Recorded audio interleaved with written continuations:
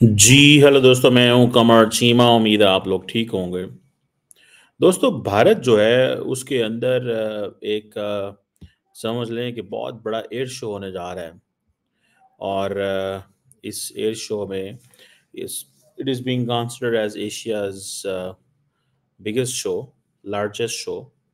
और इसको arrow India, ये एक मेगा इवेंट है जिसमें दुनिया के तमाम जो advanced fifth generation fighter aircraft हैं, जिनके अंदर स्टेल्थ कैपेबिलिटीज़ हैं, जिसमें रशियन SU-57 और अमेरिकन F-35 जो है वो आ रहे हैं। ये 10 से लेके 14 फरवरी से इंडिया में हो रहा है, बेंगलुरु के अंदर। ये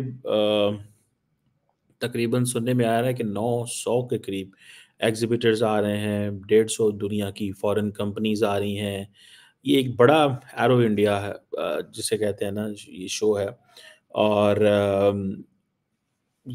इंडियंस इसको ये हाईलाइट कर रहे हैं कि जो दुनिया के बड़े स्टेल्थ स्टेल्थ फाइटर जेट्स जिनकी फिफ्थ जनरेशन है, वो आ रहे हैं। और इंडिया अपने आप को, जैसे आपको पता है, आत्मनिर्भर भारत की बात करता है, तो वो कह रहे हैं जी कि we are going to achieve a milestone in the global defence collaboration, कि जिसमें टेक्नोलॉजिकल एडवांसमेंट, हर चीज़ जो है वो मिलने जा रही है। अ, अब इसका जो एरो शो का जो थीम है, that is the runway to a billion opportunities. Means कि वो कह रहे हैं कि इंडिया के अंदर आके आप अपनी अपॉर्चुनिटीज़ जो है वो लें। और चीज़ तो बहुत बड़ी है, इसमें तो कोई शक नहीं है। रशिया का जो ये जो premier stealth multi role fighter है, ये भी आ रहा है, अमेरिकन भी आ रहे हैं। और मेरा ख़्याल है कि बड़ी रेयर ऐसी जगह होंगी जहाँ पे दोनों जो जहाज़ हैं वो आ रहे होंगे। It's normally not possible. ये वो आसान काम नहीं है। और अगर आप इसको देखें, ये जो कोई SU-57 जिसको बोला जाता है, ये twin engine stealth multi role fighter है। और ये आप समझ लें कि इसकी वजह से ये 1999 में ये प्रोजेक्ट शुरू हुआ। और मॉडर्न है, अफोर्डेबल है। लाइकली पॉसिबिलिटी है कि India will go for SU-57। अ, ये जो अमेरिका की वो समझते हैं जो मोनोपोली है F-35 के ऊपर, और वो देते नहीं हैं और टेक्नोलॉजी ट्रांसफ़र नहीं करते, दिस एंड दैट, रशियंस उस हवाले से थोड़े से कंफर्टेबल है। ठीक है जी।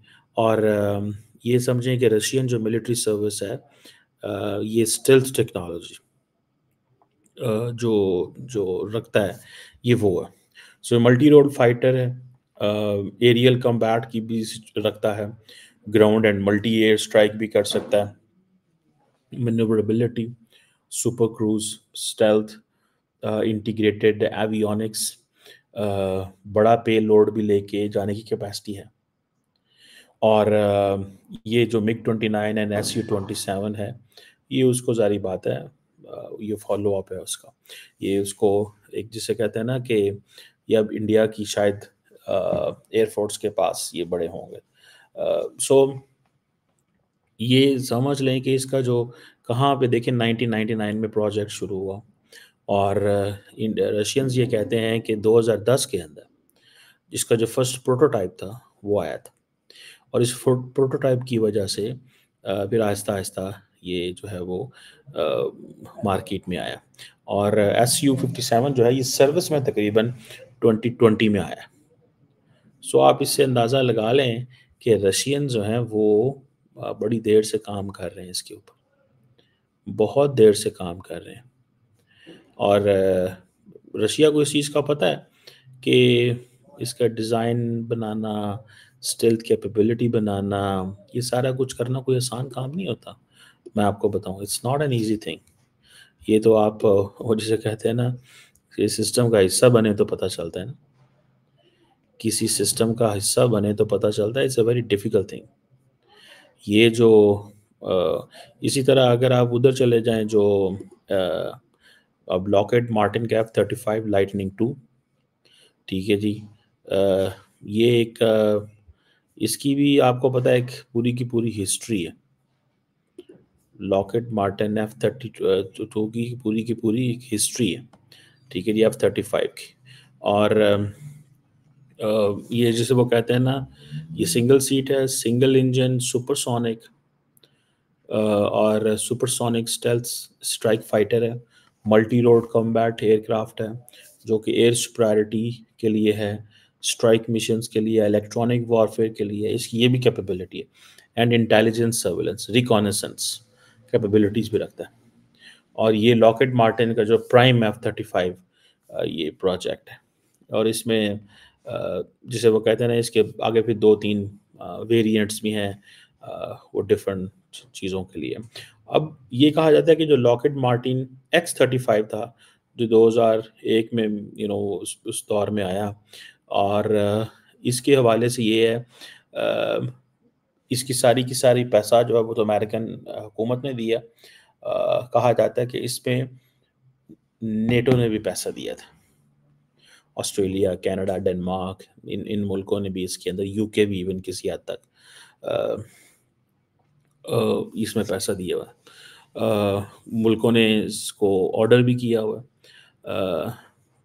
कहा जाता है कि इसका साइज़ बहुत बड़ा है, इसकी जो बैलूनिंग कॉस्ट है वो बहुत ज़्यादा है, इसकी डिलीवरी बड़ी डिलेड है। अमेरिकन प्रोडक्ट में ये है कि वहाँ पे आप चीज़ ले नहीं सकते, और ये चीज़ है। लेकिन ये एक चीज़ याद रखिए, ये मैं दोनों जो आपको बता रहा हूँ, इंडियन फ़ौज सोचती है। मुझे लग रहा है कि इंडियन फ़ौज को F-35 लेना मुश्किल है, ये जो मैं आपको चीज़ें बता रहा हूँ। बैलूनिंग कॉस्ट बहुत ज़्यादा है, साइज़ बहुत बड़ा है, डिलीवरी बहुत डिले है, ठीक है जी। तो अमेरिकन जो हैं इस हवाले से, वो ऑलरेडी जब ये चीज़ एस्टैब्लिश्ड है कि डिलीवरी डिले है, ये चैलेंज है, ये चैलेंज है, ये चैलेंज है, तो वो समझते हैं कि ठीक है, अगर ये चैलेंज हैं तो फिर हमने मज़ीद क्या करना है। इंडिया को ये मसला है कि इंडिया अगर रशिया से चीज़ें लेता है, जो डिलीवरी स्लो, जो S-400 की डिलीवरी है वो नहीं आ रही, वो आप फंस गए वहाँ पे। और अभी इधर जाते हैं तो इधर भी आपको उन्होंने लाइन में खड़ा कर देना है। तो द बेस्ट थिंग इज़, जो इंडियंस को नज़र आती है वो Su-57 है। और इंडियंस क्योंकि अपने आप को प्रोजेक्ट कर रहे हैं as a international defence and aerospace collaboration, कि जी मेल्टिंग पॉट, दुनिया आएगी, दुनिया यहाँ पे आके सौदे करेगी, दुनिया यहाँ पे आके ये चीज़ें करेगी, ठीक है जी। और उन्होंने they manage to bring Su-57 and F-35 lightning too, they manage to bring.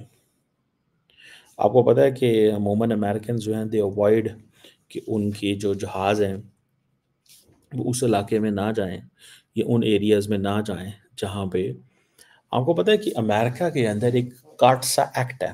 कार्टसा act ये कहता है कि अगर a friend of the United States or an ally of the United States buys anything from an adversary, the American can go for sanctioning.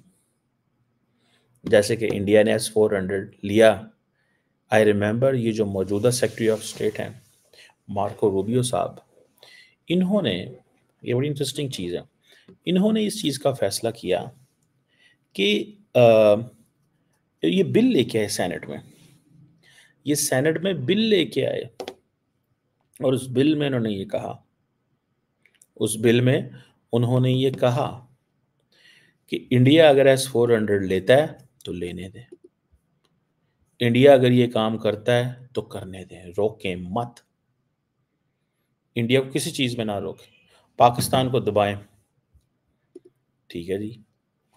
अब गो के मौजूदा secretary of state का tone change हो गया इंडिया के हवाले से। वो टोन इसलिए चेंज हो गया है बिकॉज उनको पता है कि जो उनके मौजूदा जो लीडरशिप है उसका मूड चेंज हो गया। मूड मूड किस तरह चेंज हुआ है कि फॉर एग्जांपल वो प्लान कर रहे हैं कि हमें इंडिया जो है वो से वो अगर एल्यूमिनियम और बाकी चीज़ें खरीदते हैं तो उसके ऊपर टैरिफ्स लगाएं। क्या लगाएं? टैरिफ लगाएं। इस चीज़ को ज़रा ज़हन में रखें, वो कह रहे हैं टैरिफ लगाएं इसके ऊपर। तो अब इनको बिल्कुल एक डिफरेंट लाइन एंड लेंथ में जाना पड़ रहा है ये जो हैं मौजूदा जो सेक्रेटरी ऑफ स्टेट, सो इनको इस चीज़ का पता है। पाकिस्तान के हवाले से तो वो कहते थे पाकिस्तान को दबाओ, पाकिस्तान को आइसोलेट करो, पाकिस्तान ये कर रहा है, पाकिस्तान वो कर रहा है। ठीक है ना जी, वो सारी चीज़ें कहते थे। और वो ज़ाहिर बात है इसका एक इम्प्रेशन तो पड़ता है कि पाकिस्तान, इसीलिए तो पाकिस्तान साइलेंट बैठा हुआ है, खामोश, बिल्कुल नहीं बोल रहा। और वो बोल इसलिए नहीं रहा कि वो कह रहा है बोलें क्या यार, बोलें क्या, अगर बोलेंगे तो मुश्किल पड़ जाएगी, बोलेंगे तो मुश्किल पड़ जाएगी। सो मुझे ऐसे लगता है कि ये अब तो अमेरिकन स्ट्रैटेजी चेंज है। जो मार्को रूबियो की अप्रोच पहले थी वो अब नहीं रही, ये मैं आपको बताता चलूँ। पहले उनकी अप्रोच ये थी कि हमें हर कीमत के साथ इंडिया के साथ चीज़ें मैनेज करनी है, लेकिन अब नहीं वो करेंगे, अब नहीं वो करेंगे। वो क्यों नहीं करेंगे? बिकॉज़ ही अंडरस्टैंड्स कि यार ये तो वो चीज़ मुमकिन नहीं है। बहरहाल ये एक वो जिसे कहेंगे ना एक ये एक चीज़ है। बहरहाल जो चीज़ मैं देख रहा हूँ उसमें सिचुएशन ये है, अ, वो जिसे कहते हैं ना एक एक लार्जर पिक्चर जो हमारे सामने आ रही है वो ये है कि इन एवरी वे, हर तरह हर तरह से, हर कीमत में, जो मैं देख रहा हूँ कि इंडियंस को अ, दोनों ही जहाज़ अवेलेबल हैं, फाइटर जेट्स अवेलेबल हैं, दोनों ही अ, उनको अ, हर कीमत पे देना चाहते हैं। लेकिन अमेरिकन जो F-35 है, वो लेना थोड़ा-सा मुश्किल काम है। सिर्फ़ उसकी जो मैंने पहले आपको गिनाया था कि उसकी बड़े चैलेंजेस बहुत ज़्यादा हैं। उसके चैलेंजेस इतने ज़्यादा हैं कि उसकी वो डिलीवरी कोई बंदा अफ़ोर्ड नहीं कर सकता। वैसे भी उसकी कॉस्ट बहुत ज़्यादा है, डिलीवरी बहुत देर में मिलेगी एंड इंडियंस ने अपना दिखाना है कि हमें इमीडिएट चैलेंज जो है वो वहाँ से आ रहा है। ठीक है जी, वो वहाँ पे आ रहा है। तो हमें हर कीमत में इनसे वो जिसे कहेंगे ना बचना है। सो लेट्स सी ये चीज़ कैसे वो कर पाते हैं, या ये चीज़ कैसे होती है। ये एक अजीब किस्म का अब इंडिया के पास चॉइस भी है, अपॉर्च्युनिटी भी है। चॉइस भी है और अपॉर्च्युनिटी भी है। This is what I understand. Choice ये है कि दोनों घर देने को तैयार हैं। Su-57 लें, F-35 लें और इस अपॉर्च्युनिटी को वो अवेल किस तरह करेंगे, दैट्स अ क्वेश्चन। मुश्किल चीज़ है, मुश्किल चीज़ है और इसको देखेंगे हम कि किस तरह ये करते हैं। लेकिन असल में मेरा ख़्याल है कि India is giving a chance कि मेरे पास दोनों मुल्क आते हैं, अमेरिकन्स भी आते हैं, रशियंस भी आती हैं। India is telling the world कि यहाँ पे आके कॉन्ट्रैक्ट करो। India is telling the world कि हम दोनों ले सकते हैं। कोई दुनिया में मुल्क ऐसा नहीं है जो दोनों को बुला सके। कोई दुनिया में मुल्क ऐसा नहीं है जो दोनों को बुला सके। This is what I understand. दुनिया में कोई मुल्क ऐसा नहीं है जो दोनों को बुला सके। लेट्स सी वो किस अंदाज में अब ये चीज़ें जो हैं वो होती हैं और किस अंदाज में ये चीज़ें चलती हैं। लेट्स सी क्या होता है। आप भी देखिए, मैं भी देखता हूँ।